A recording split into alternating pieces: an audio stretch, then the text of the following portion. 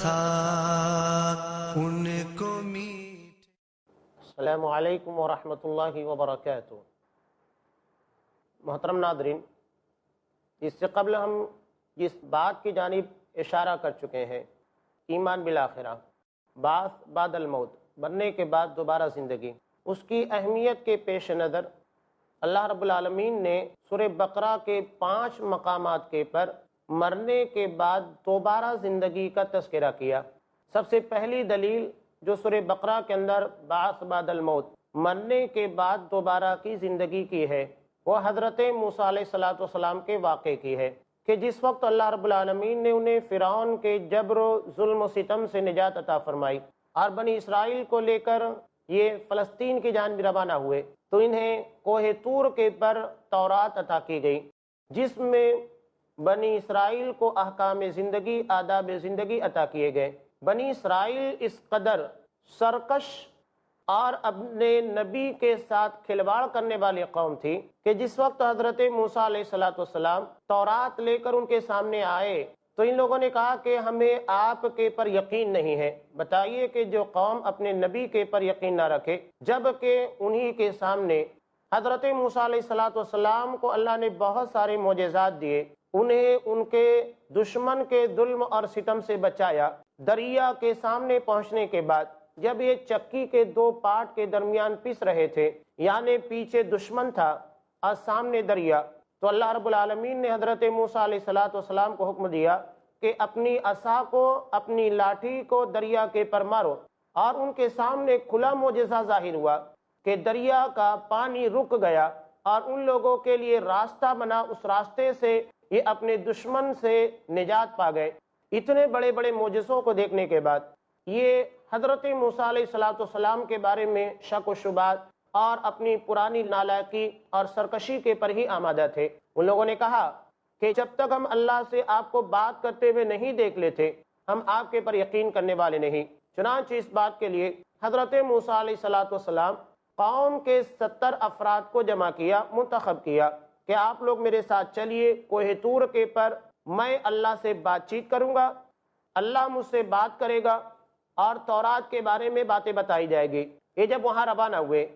روانہ ہونے کے بعد یہ اتنے سرکش تھے، جب اللہ سے بات کرتا ہوا دیکھ لیا، ان کے دل کو سکون مل گیا تو ان کو نئی شرارت سوجنے لگی۔ انہوں نے کہا وَإِذْ قُلْتُمْ يَا مُوسَى لَن نُؤْمِنَ لَكَ حَتَّى نَرَى اللَّهَ جَهْرًا فَأَخَذَتْكُمُ الصَّاعِقَةُ وَأَنْتُمْ تَنظُرُونَ ثُمَّ بَعَثْنَاكُم مِّن بَعْدِ مَوْتِكُمْ لَعَلَّكُمْ تَشْكُرُونَ۔ کہ یاد کرو اس واقعے کو جبکہ تم نے حضرت موسیٰ علیہ السلام سے کہا تھا کہ ہم آپ کے پر ہرگز یقین کرنے والے نہیں، اعتماد کرنے والے نہیں، جب تک کہ ہم اللہ کو اپنی نگاہوں سے نہ دیکھ لیں۔ تو اللہ نے تمہیں صاعقہ دے دیا، ایک بجلی تڑکائی جس کی وجہ سے تمہاری موت واقع ہو گئی، اس کے بعد دوبارہ تمہیں زندگی عطا کی گئی۔ ثم بعثناکم من بعد موتکم، تمہیں تمہاری موت کے بعد دوبارہ زندگی عطا کی گئی تاکہ تم شکر گزاری کرو۔ ان 70 افراد کو جگہ کے پر موت دے دی گئی تھی۔ اس کے بعد حضرت موسیٰ علیہ السلام نے اللہ رب العالمین سے دعا کی کہ پروردگار، یہ لوگ تو مشاہدے کے لیے آئے ہوئے تھے، اگر میں انہی لوگوں کو مار کر لے کر جاؤں گا تو جو قوم پہلے سے مجھ پر شک و شبہ کر رہی ہے یہ اور میرے پر اعتماد کھو دے گی اور میری باتوں کو نہیں مانے گی۔ حضرت موسیٰ علیہ السلام کی دعا کی وجہ سے اللہ نے ان مرے ہوئے 70 افراد کو دوبارہ زندگی عطا کی اور یہ قوم کے سامنے جا کر حضرت موسیٰ علیہ السلام کے بارے میں گواہی دینے لگے۔ تو یہ بعث بعد الموت، مرنے کے بعد دوبارہ زندگی کی ایک واضح مثال ہے جو سورہ بقرہ کے اندر بیان کی گئی۔ اس کے بعد سورہ بقرہ جس کے پر رکھی گئی ہے، جس کے پر سورہ بقرہ کا نام ہے، گائے کے اوپر بنی اسرائیل کے ایک اہم واقعے کی جانب اشارہ ہے، جیسا کہ مفسرین نے اس واقعے کو تفسیر کے اندر نقل بھی کیا ہے کہ بنی اسرائیل کے ایک فرد کا قتل ہو گیا۔ قتل ہونے کے بعد قاتل کا پتہ نہیں لگ رہا تھا کہ آخر قاتل ہے کون، کس نے اسے مارا ہے، اور اس ضمن میں مفسرین نے یہ بھی لکھا ہے کہ جس آدمی کا قتل ہوا تھا اس کا ایک ہی بھتیجا تھا جو کہ شرعی اعتبار سے اس کے مال کا وارث بنتا۔ چنانچہ جب اس کا قتل ہو گیا، قاتل کا پتہ نہیں لگ رہا تھا، اس لیے کہ قاتل کا جب تک پتہ نہیں لگے گا میراث کیسے تقسیم کی جائے گی، اس کے مال کو کیسے بانٹا جائے گا۔ اس کے بارے میں اللہ رب العالمین نے ارشاد فرمایا کہ اس واقعے کو بھی یاد کرنا چاہیے جب حضرت موسیٰ علیہ السلام کے پاس ان کی قوم آئی اور انہوں نے اس مسئلے کو رکھا اور کہا کہ اللہ سے اس کا مطالبہ کیجئے کہ قاتل کا پتہ لگ جائے، تب حضرت موسیٰ علیہ السلام نے کہا ان اللہ یأمرکم ان تذبحوا بقرہ، اللہ تمہیں حکم دیتا ہے کہ گائے ذبح کرو۔ تو ان لوگوں نے اس کے پر عمل کرنے کے بجائے اس کے کہ انہیں حکم مل رہا تھا، انہوں نے اعتراض کر دیا، کہا کہ موسیٰ اتتخذنا ہزوا، موسیٰ کیا تم ہمارے ساتھ مذاق کر رہے ہو کہ ہم ایک قاتل کا پتہ لگانے کے لیے آپ کے پاس آئے ہیں، اب آپ ایک اور جان کے لینے کی بات کر رہے ہو، یہ تو مذاق ہے۔ ان لوگوں کی اس حرکت کو دیکھنے کے بعد حضرت موسیٰ علیہ السلام نے کہا اعوذ باللہ ان اکون من الجاہلین، اللہ کی پناہ کے میں جاہلوں میں سے ہو جاؤں۔ یعنی جو لوگ اللہ کے حکموں کو مذاق بناتے ہیں، استہزاء کا نشانہ بناتے ہیں، ٹارگیٹ کرتے ہیں، یہ دراصل جاہل لوگ ہیں۔ اب ہمیں سماج میں بھی بہت سارے لوگ ایسے ملیں گے جو نبی کریم صلی اللہ علیہ وسلم کی سنتوں کو مذاق اڑاتے ہیں اور قرآن کی آیتوں کا بہت سارے لوگ مذاق اڑاتے ہیں۔ یہ اللہ کا قانون ہے، اس سے کسی بھی اعتبار سے استہزاء مذاق کا نشانہ نہیں بنایا جا سکتا ہے۔ سورہ توبہ میں ایسے لوگوں کے بارے میں اللہ رب العالمین نے بڑا سخت حکم نازل کیا، قل اب اللہ وآیاتہ کنتم تستہزئون، کہ تم لوگ اللہ اس کے رسول کا مذاق اڑاتے ہو، لا تعتذروا قد کفرتم بعد ایمانکم، تم اپنے بہانے اپنے عذروں کو پیش نہ کرو، تم ایمان لانے کے بعد کافر بن چکے ہو، اس میں کوئی شک نہیں ہے۔ اس لیے ان آیات کی روشنی میں یہ واضح فیصلہ ہے کہ اگر کوئی قرآن مجید کی کسی آیت کا، نبی کریم صلی اللہ علیہ وسلم کی کسی سنت کو نشانہ بناتا ہے، اس کا مذاق اڑاتا ہے، تو اللہ کا واضح فیصلہ ہے کہ وہ کافر ہے، اسے اپنے ایمان کی تجدید کرنا چاہیے، جو غلطی ہو چکی ہے اس سے توبہ کر کے دوبارہ ایمان میں داخل ہونا چاہیے۔ یہ بہت سنگین جرم ہے جو اللہ رب العالمین کے ہاں پر ہے۔ حضرت موسیٰ علیہ السلام نے کہا اللہ نے مجھے حکم دے دیا ہے کہ آپ لوگ ایک گائے کو ذبح کر دیں، تو ان لوگوں نے کہا کہ آپ مذاق بنا رہے ہیں، مذاق اڑانے کی کوشش کر رہے ہیں۔ حضرت موسیٰ علیہ السلام نے کہا کہ نہیں، اللہ کی پناہ مانگتا ہوں کہ میں جاہلوں میں سے ہو جاؤں، یعنی اللہ کے حکم کو میں کبھی مذاق نہیں سمجھ سکتا۔ اللہ جو حکم دے رہا ہے اسے بغیر چوں چرا کے، بغیر کسی اعتراض کے تسلیم کر لینا چاہیے، مان لینا چاہیے۔ یہی اہل ایمان کا شیوا ہوتا ہے، اہل ایمان کا وطیرہ ہوتا ہے۔ اب ان لوگوں نے کہا کہ ٹھیک ہے، ہم مان لیتے ہیں کہ اللہ نے گائے کو ذبح کرنے کا حکم دیا ہے، ذرا یہ تو بتائیے قالوا ادع لنا ربک یبین لنا ما ہی، اپنے رب سے اس بات کی تفصیل طلب کیجئے کہ وہ گائے کیسی ہو۔ حالانکہ اللہ نے حکم دیا تھا ایک گائے پکڑ کر ذبح کر دو، یہ تمہارے لیے کافی ہے، لیکن انہوں نے اس میں اعتراضات کیے، نکتہ چینیاں کی اور بال کی کھال نکالنے کی کوشش کی۔ اسی لیے نبی کریم صلی اللہ علیہ وسلم کی ضمن میں مشہور حدیث بھی ہے جس کو حضرت امام ترمذی رحمۃ اللہ علیہ نے نقل کیا۔ آپ صلی اللہ علیہ وسلم نے کہا اترکونی ما ترکتکم فاذا حدثتکم فخذوا عنی فانما هلك من كان قبلكم بكثرة سؤالهم واختلافهم على انبیائهم، کہ میں نے جن چیزوں کو چھوڑ دیا ہے آپ بھی انہیں چھوڑ دیجئے۔ اگر میں کسی مسئلے کے بارے میں حلال و حرام کے تعلق سے آپ کے سامنے کوئی بات نہ بیان کروں، کسی چیز کے حرام ہونے کے بارے میں تمہیں بیان نہ کروں، تو آپ اس کے بارے میں سوال نہ کیجئے۔ میں نے جن چیزوں کو چھوڑ دیا ہے اس کا چھوڑ دینا بہتر ہے، اسی میں بھلائی رکھی گئی ہے۔ لیکن اگر میں جب تمہارے سامنے کوئی حدیث بیان کروں تو اسے میری جانب سے میرے حوالے، میرے ریفرنس کے نام کے پر قبول کر لیجئے، اس لیے کہ تم سے پہلے جن لوگوں کو ہلاک کیا گیا، برباد کر دیا گیا، اللہ نے انہیں تباہ کر دیا، اس کی وجہ یہ تھی کہ وہ لوگ بہت سوال کرتے تھے، حکم کے نازل ہونے کے بعد اس کے پر عمل کرنے کے لیے بہت ساری کیوریاں نکالا کرتے تھے، نکتہ چینیاں کرتے تھے، اعتراضات کیا کرتے تھے، بال کی کھال نکالنے کی کوششیں کیا کرتے تھے۔ اس وجہ سے اللہ نے ان کو ہلاک کر دیا، اور ان کے اعتراض، ان کے سوالوں کی بنیاد پر انبیاء سے اختلافات پیدا ہوئے۔ اس وجہ سے اللہ نے ایسی قوموں کو ہلاک اور برباد کر کے چھوڑ دیا۔ لہذا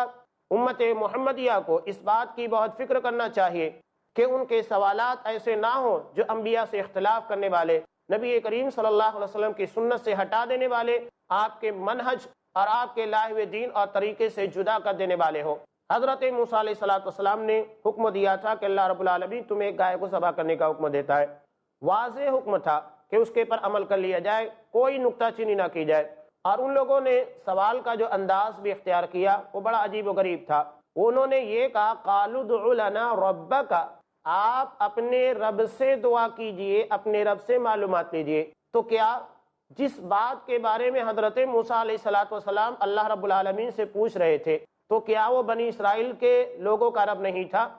انہیں تو یہ کہنا چاہیے آپ اللہ رب العالمین سے جو ہم سب کا رب ہے اس سے دعا کیجئے، اس سے سوال کیجئے۔ انہوں نے یہ نہیں کہا، بلکہ کہا کہ تمہارے رب سے سوال کیجئے۔ اس کا مطلب یہ ہے کہ وہ ہمارا رب نہیں ہے۔ یہ سوال کا طریقہ بڑا عجیب و غریب ہے اور اپنے ایمان، اپنے عقیدے کی خرابی کا منہ بولتا ثبوت بھی ہے۔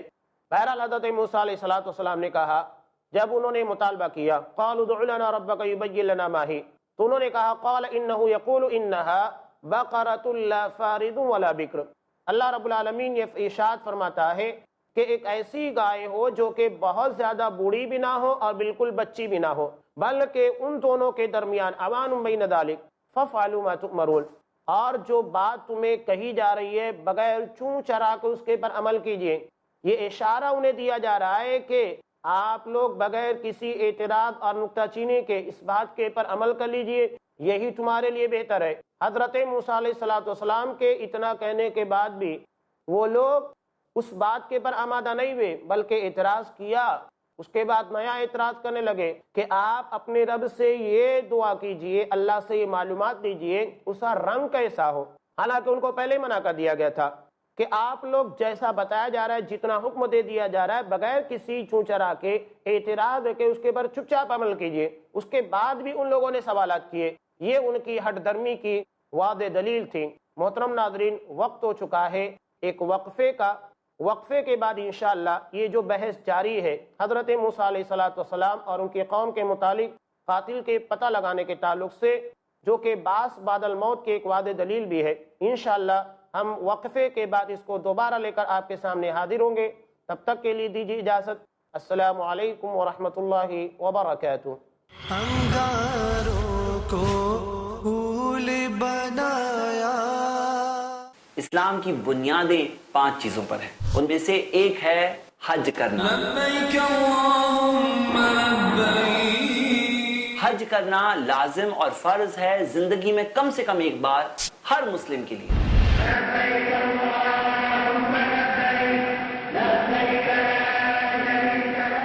حج المبرور کا کوئی بدلہ نہیں ہے سوائے جنت کے۔ سفر کی پیکنگ سے لے کر طواف الوداع تک کا سفر جانیے بردر زید پٹیل سے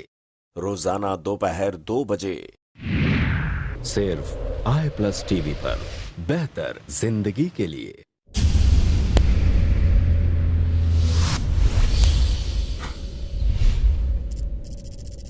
اپنے کیبل یا DTH آپریٹر سے i+ ٹی وی آج ہی ڈیمانڈ کریں۔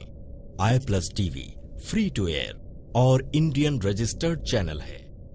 انگاروں کو پھول بنایا۔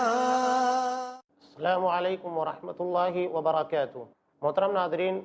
وقفے سے قبل ہم آپ کے سامنے حضرت موسیٰ علیہ السلام اور ان کی قوم بنی اسرائیل کے تعلق سے ایک اہم مسئلے کے بارے میں بات چیت جاری تھی، قاتل کا پتہ لگانا۔ جب ایک آدمی کا قتل ہو گیا، حضرت موسیٰ علیہ السلام نے اللہ رب العالمین سے دعا کی، اللہ نے ایک گائے ذبح کرنے کا حکم دیا، قوم اس کے پر راضی نہیں ہوئی، اعتراض اور نکتہ چینی کرنے لگی۔ اس کی عمر کے بارے میں، کیفیت کے بارے میں سوال ہوا، وہ بتا دیا گیا۔ اس کے بعد ان کو یہ تنبیہ بھی کی گئی، فَفْعَلُوا مَا تُؤْمَرُونَ، آپ کو جو حکم دیا جا رہا ہے اس کے پر بغیر کسی نکتہ چینی کے عمل کیجیے۔ لیکن وہ مانے نہیں۔ انہوں نے رنگ کے بارے میں سوال کیا، قَالُوا ادْعُ لَنَا رَبَّكَ يُبَيِّن لَنَا مَا لَوْنُهَا، کہ آپ اپنے رب سے سوال کیجئے کہ اس گائے کا رنگ کیسا ہو۔ تب اللہ رب العالمین نے ان کے اس مزید سوال کے بارے میں ان کے پر مزید الجھنیں بڑھا دی اور کہا کہ وہ بالکل پیلے رنگ کی ہونا چاہیے، فاقع لونھا تسر الناظرین، اور رنگ بہت زیادہ بھڑکیلا بھی نہ ہو، بہت زیادہ چمکیلا بھی نہ ہو، بلکہ ایسا رنگ ہونا چاہیے دیکھنے والوں کو بہترین لگے، خوش کر دے۔ اب اس کے بعد بھی یہ قوم اس بات کو ماننے کے لیے تیار نہیں بھی، ایک اور اعتراض کر دیا، قالوا ادع لنا ربک یبین لنا ما ہی ان البقرۃ شاب علینا، کہ آپ نے اس کے عمر کے بارے میں، اس کے رنگ کے بارے میں جو باتیں کہی ہیں، ہمیں ایسی بہت ساری گائے مل رہی ہے، اللہ سے ذرا سا یہ بھی سوال کر لیجئے کہ وہ کیسی ہو، تھوڑا مزید تفصیل کو طلب کر لیجئے۔ وَإِنَّا إِن شَاءَ اللَّهُ لَمُهْتَدُونَ، اور ہم یقیناً اللہ نے اگر چاہا تو ہدایت پا جائیں گے۔ اب حضرت موسیٰ علیہ السلام نے کہا کہ اللہ رب العالمین ارشاد فرماتا ہے لا ذلول تثیر الارض ولا تسقی الحرث، کہ وہ گائے نہ ہل چلانے والی بے عیب ہو، ہر طریقے سے پاک و صاف ہو۔ جب اتنا بتا دیا گیا تب ان لوگوں نے اس کے پر عمل کیا اور اس کے جسم کے ایک حصے کو مقتول کے پر لگایا۔ مقتول جو کہ مر چکا تھا، اس حصے کے لگانے کے بعد دوبارہ زندہ ہوا، اپنے قاتل کا پتہ بتایا اور دوبارہ موت کی آغوش میں پہنچ گیا۔ بہرحال اس واقعے کے اندر بہت ساری نصیحتیں ہیں جو ہمارے لیے اہمیت کی حامل ہے، تبھی اللہ رب العالمین نے اسے قرآن مجید کا ایک حصہ قرار دیا ہے۔ آج بھی ہمارے درمیان بہت سارے لوگ ایسے ہیں کہ جو قرآن حدیث کے دلائل کے آ جانے کے بعد بھی اعتراضات کرتے رہتے ہیں، مزید اس کے بارے میں کچھ پوچھنے کی کوشش کرتے ہیں، جبکہ یہ طریقہ نہیں ہونا چاہیے۔ اگر اللہ کی جانب سے اور رسول اللہ کی جانب سے کوئی حکم آ گیا ہے تو اب ہمیں وہاں پر صرف عمل کرنا ہے، اس میں مزید سوالات نہیں کرنا چاہیے، ورنہ یہ دین جو کہ بڑا آسان بنا کر ہم کو دیا گیا ہے، یہ ہمارے لیے الجھنیں پیدا کر سکتا ہے، مشکلات پیدا کر سکتا ہے۔ اصحاب کرام نے کبھی بھی نبی کریم صلی اللہ علیہ وسلم سے اس انداز میں گفتگو نہیں کی اور نہ ہی سوال و جواب کیے، بلکہ وہ کہا کرتے تھے سمعنا و اطعنا، ہم نے سنا اور ہم نے عمل کیا۔ یہ نہیں کہ ہم نے سنا اور نافرمانی کی اور اس میں سوالات کرنے بیٹھ گئے، نہیں، بلکہ بغیر چوں چرا کے نبی کے حکموں کے پر اللہ رب العالمین کے فرمان کے سامنے اپنے آپ کو جھکا دیا کرتے تھے۔ یہی اصل و کامیابی ہے۔ تو یہ بعث بعد الموت، مرنے کے بعد دوبارہ زندگی کی ایک واضح دلیل تھی جو سورہ بقرہ کے اندر بیان کی گئی۔ اب اس کے بعد ایک اور واقعہ ہے جو بنی اسرائیل کا ہی ہے، اس کے تعلق سے اللہ ارشاد فرماتا ہے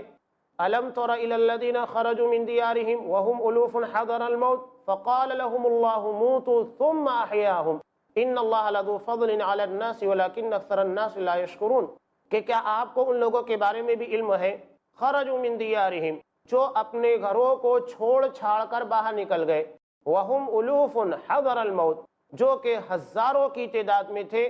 موت کے ڈر کی وجہ سے اپنی بستیوں کو چھوڑ کر باہر نکل گئے تھے۔ جب یہ موت سے بچنے کے لیے باہر نکلے، اللہ نے انہیں موت کی آغوش میں لے لیا اور کہا فقال لهم اللہ موتوا، اللہ نے کہا کہ تم اسی جگہ کے پر مر کھپ جاؤ، ثم احیاہم، اس کے بعد اللہ نے ان کو دوبارہ زندگی عطا کی۔ اللہ کہتا ہے کہ یقیناً اللہ اپنے بندوں کے پر بڑا فضل کرنے والا، بہت رحم کرنے والا ہے، لیکن لوگوں کی اکثریت ناشکری ہے، اللہ کے احسان کو جانتی نہیں ہے، اللہ کی رحمت کے تقاضوں کو پورا نہیں کرتی ہے۔ تو یہ بستی مفسرین نے اس کے تعلق سے لکھا ہے کہ بنی اسرائیل کی بستی تھی، اور یہ جس بستی سے بھاگ رہے تھے وہاں پر طاعون پلیگ کی بیماری تھی۔ یہ اپنے آپ کو بچانے کے لیے، موت سے بچنے کے لیے اس بستی کو چھوڑ کر باہر نکل گئے، تو اللہ نے ان کو اسی جگہ کے پر موت دے دی۔ موت کے ڈر سے بھاگے تھے اور موت کی آغوش میں ہی سما گئے، جبکہ نبی کریم صلی اللہ علیہ وسلم نے طاعون کے متعلق حکم دیا ہے، بخاری وغیرہ کی روایات کے اندر بھی ہے کہ اگر کسی بستی کے اندر طاعون کی بیماری پھیل جائے، وہاں اس کی وبا عام ہو جائے، تو کسی آدمی کو وہاں پر جانا نہیں چاہیے، اور جو لوگ اس بستی کے ہیں ان لوگوں کو اس بستی کو چھوڑ کر کسی دوسری بستی میں نہیں جانا چاہیے،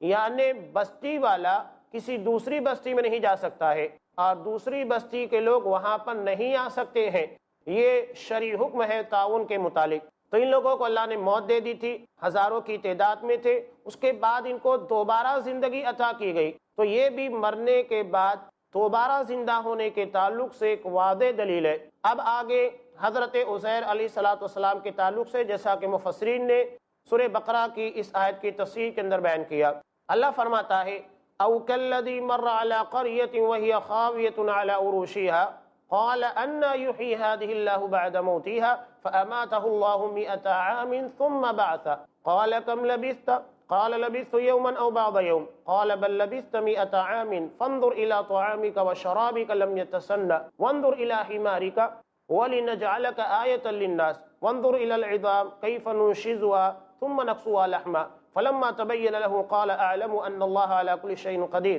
کہ اس آدمی کی طرح جو کہ ایک بستی کی جانب سے گزر رہا تھا، جو کہ اپنے چھتوں کے بل گری بھی تھی، کھنڈرات میں تبدیل ہو چکی تھی، تو انہوں نے کہا انا یحیی ھذی اللہ بعد موتہا، کہ اللہ رب العالمین اس کھنڈرات میں تبدیل شدہ بستی کو دوبارہ کیوں کر زندہ کرے گا؟ کیسے ان لوگوں کو دوبارہ زندگی عطا کرنے والا ہے، دوبارہ ان کو زندگی دینے والا ہے۔ فَأَمَاتَهُ اللَّهُ مِئَةَ عَامٍ ثُمَّ بَعَثَ،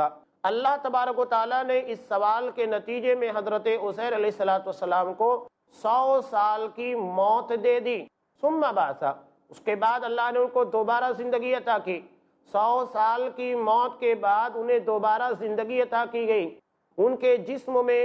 سڑان پیدا نہیں ہوئی، اپنی جگہ کے پر اسی حالت میں باقی تھا، لیکن 100 سال کے لیے انہیں موت دے دی گئی تھی۔ عبرت کے طور پر اور اس واقعے کی سچائی اور حقیقت کے لیے اللہ نے ان کے کھانے کو اسی جگہ کے پر برقرار رکھا تھا۔ 100 سال تک ان کا کھانا بھی نہیں سڑا، لیکن جس گدھے کے پر وہ سوار تھے، سواری کر کے وہاں سے گزر رہے تھے، اللہ نے اس کو بھی موت دے دی تھی۔ وہ جگہ کے پر ہڈیوں کی شکل میں مرا پڑا ہوا تھا۔ اللہ نے ان کو 100 سال کے لیے موت دی اور ان کو دوبارہ زندہ کر دیا، اور سوال کیا کم لبثت، تم یہاں کتنی مدت کے لیے ٹھہرے ہوئے تھے؟ اب چونکہ مفسرین نے لکھا ہے کہ دن کے شروعاتی حصے میں وہاں پر پہنچے تھے، اور جس وقت ان کو دوبارہ زندگی عطا کی گئی تھی یہ شام کے ڈھلنے کا وقت تھا۔ تو انہوں نے کہا، جب اللہ نے سوال کیا کم لبثت، تو انہوں نے کہا لبثت یوما او بعض یوم، کہ میں یہاں پر ایک دن یا دن کا کچھ حصہ ٹھہرا رہا ہوں۔ تو اللہ نے کہا کہ ہم نے تمہیں 100 سال کے لیے موت دی تھی، تم اپنے کھانے کو دیکھ سکتے ہو اور اپنے گدھے کی جانب دیکھ سکتے ہو، اور آپ دیکھیے کیسے ہم اس گدھے کی ہڈیوں کو دوبارہ گوشت لگاتے ہیں، چمڑی پہناتے ہیں، زندگی عطا کرتے ہیں۔ جب حضرت عزیر علیہ السلام نے دیکھ لیا کہ ان کے نگاہوں کے سامنے اس گدھے کی ہڈیوں کو گوشت پہنایا گیا، اسے ایک زندہ جانور کے اندر تبدیل کر دیا گیا، تو انہوں نے کہا فلما تبین له قال اعلم ان اللہ علی کل شیء قدیر، انہوں نے کہا جب اس بات کو بالکل واضح انداز میں دیکھ لیا کہ میں یقیناً اس بات کے پر علم رکھتا ہوں اور یقین رکھتا ہوں کہ اللہ رب العالمین ہر چیز کے پر قادر ہے، کہ کسی آدمی کو مرنے کے بعد، کسی جانور کے مرنے کے بعد اس کو دوبارہ زندگی عطا کر سکے، یہ اللہ کی قدرت کاملہ کی ایک واضح دلیل ہے۔ حضرت عزیر علیہ السلام کی زندگی کے اندر بھی بعث بعد الموت، مرنے کے بعد دوبارہ زندگی کی واضح مثال بیان کر دی گئی، اور بتا دیا گیا کہ ایک آدمی کے مرنے کے بعد دوبارہ اسے کیسے زندہ کیا جائے گا، جبکہ وہ 100 سال کے لیے مرے ہوئے تھے۔ یہ چوتھی مثال تھی صرف سورہ بقرہ کے اندر ہی بعث بعد الموت کی، مرنے کے بعد دوبارہ زندہ کیے جانے کی اور اللہ کی قدرت کاملہ کی۔ اب پانچویں اور آخری مثال جو سورہ بقرہ کے اندر ہے وہ حضرت ابراہیم علیہ السلام کے متعلق ہے۔ انہوں نے اللہ رب العالمین سے سوال کیا، اس کے فوراً بعد ہی جو حضرت عزیر علیہ السلام کا واقعہ ہے آگے چل کر قرآن مجید فوراً بعد بیان کرتا ہے، وَإِذْ قَالَ إِبْرَاهِيمُ رَبِّ أَرِنِي كَيْفَ تُحْيِي الْمَوْتَى، کہ جب حضرت ابراہیم علیہ السلام نے کہا کہ رب العالمین میں یہ جاننا چاہتا ہوں اور یہ سمجھنا چاہتا ہوں کہ تم مردوں کو دوبارہ کیسے زندہ کرے گا، ان کو زندگی دوبارہ کیسے دینے والا ہے۔ اللہ نے حضرت ابراہیم علیہ السلام سے کہا اولم تؤمن، ابراہیم کیا تمہیں ہماری اس قدرت کے پر کہ مرنے کے بعد آدمی کو دوبارہ زندہ کیا جائے گا، مردے کو دوبارہ لا کھڑا کر دیا جائے گا، ایمان اور یقین نہیں ہے؟ انہوں نے کہا کہ بلا، کیوں نہیں، وَلَكِنْ لِيَطْمَئِنَّ قَلْبِي، لیکن میں اپنے دل کے اطمینان کے لیے، سکون کے لیے اور اس معاملے پر مکمل یقین کرنے کے لیے یہ مظاہرہ دیکھنا چاہتا ہوں، مشاہدہ کرنا چاہتا ہوں کہ تو مرنے کے بعد دوبارہ زندگی کیسے دینے والا ہے۔ اللہ نے ارشاد فرمایا فَخُذْ أَرْبَعَةً مِنَ الطَّيْرِ، کہ تم 4 پرندوں کو لو، انہیں ذبح کرنے کے بعد 4 الگ الگ پہاڑیوں کے پر ان کے گوشت کو رکھ دو، ثُمَّ ادْعُهُنَّ يَأْتِينَكَ سَعْيًا، اور ان کے گوشت کو رکھنے کے بعد 4 الگ الگ پہاڑیوں پر ہر پرندے کو آواز دو، ثُمَّ ادْعُهُنَّ، انہیں دعوت دو، آواز دو، انہیں پکارو، يَأْتِينَكَ سَعْيًا، یہ دوڑتے ہوئے تمہاری طرف چلے آئیں گے۔ اور حضرت ابراہیم علیہ السلام نے ویسے ہی کیا، اور دیکھا کہ واقعتاً میں نے 4 پرندوں کو ذبح کیا، ذبح کرنے کے بعد ان کے گوشت کو 4 الگ الگ پہاڑیوں کے پر رکھ دیا، اور جب اسے پکارا تو یہ دوڑتے ہوئے حضرت ابراہیم علیہ السلام کے پاس چلے آئے۔ یہی معاملہ ہوگا بروز قیامت بھی، کہ آدمی جب اپنی قبروں سے نکلیں گے، اللہ کی آواز، اللہ کی منادی پر یہ اپنی قبروں سے میدان محشر کی جانب رواں دواں ہوں گے، دوڑتے ہوئے اللہ کی بارگاہ میں پیش ہوں گے حساب و کتاب کے لیے۔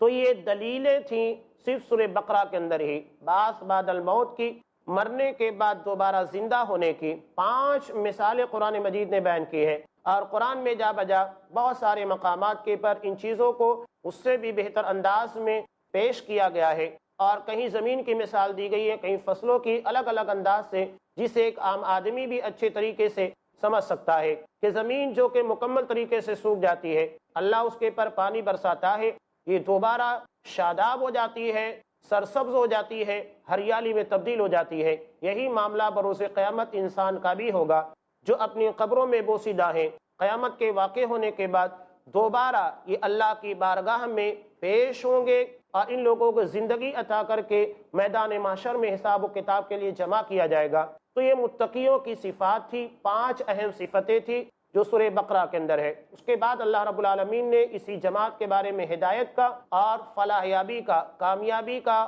اور کامرانی کا تذکرہ کیا۔ انشاءاللہ یہ سلسلہ یوں ہی جاری رہے گا، حقیقی کامیابی کے روشن اصول آپ کے سامنے قرآن و حدیث کی روشنی میں پیش کیے جاتے رہیں گے۔ محترم ناظرین، وقت ہو چکا ہے اس ایپیسوڈ کے اختتام کا۔ انشاءاللہ جو باتیں مزید رہ گئی ہیں